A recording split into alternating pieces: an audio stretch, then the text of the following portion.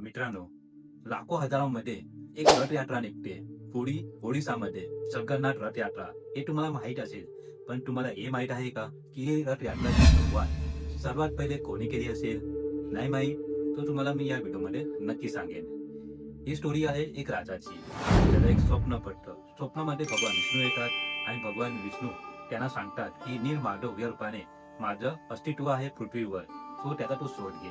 मित्रांनो, खरंच या रथयात्रेची सुरुवात इथूनच सुरुवात होते. एक राजा होता, त्याचं नाव होतं इंद्रद्युम्न.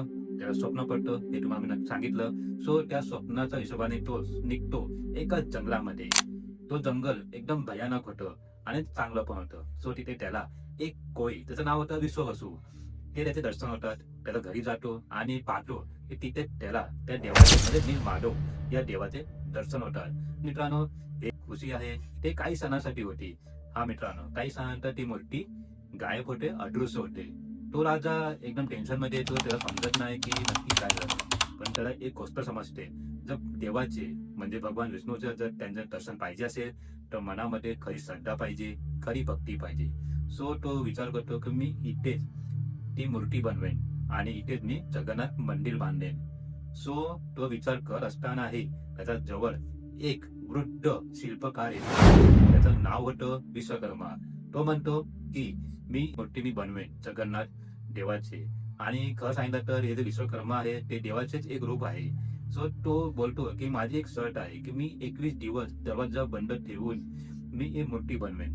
जर कोणी मध्येच हा दरवाजा उघडला तर ते मूर्तीचं काम मी तिथे थांबवेन. सो मित्रांनो, अशी गोष्ट ठरते की तो राजा त्याला राहवत नाही. तो अधीर होतो आणि 15 दिवसांनी तो दरवाजा खोलतो. मग काय मित्रांनो, त्याला दर्शन होतात हातपाय नसलेले जगन्नाथ, बलभद्र आणि सुभद्राचे. पण त्यानंतर तो समजतो की हे नक्की देवाचीच इच्छा असेल. त्यांना असं असेल की ह्याच रूपाने त्यांना या धर्तीवर यायचं असेल, असं समजून तो ही रथयात्रेची सर्वात पहिली सुरुवात करतो, जे आजपर्यंत चालत आली आहे. 3 रथ 3 देव. होळीच्या रस्त्यावरून गुंडीचा मंदिराकडे रवाना होताना लाखो भक्त, अपार भक्ती आणि एक परंपरा जी आजही तितकाच श्रद्धेने चालत आहे. मित्रांनो, ही फक्त यात्रा नाही आहे, हे आहे श्रद्धा, भक्ती, इतिहास आणि देवाची अनुभूती. मित्रांनो, ही स्टोरी तुम्हाला कशी वाटली? तुम्हाला पहिले माहिती होतं का?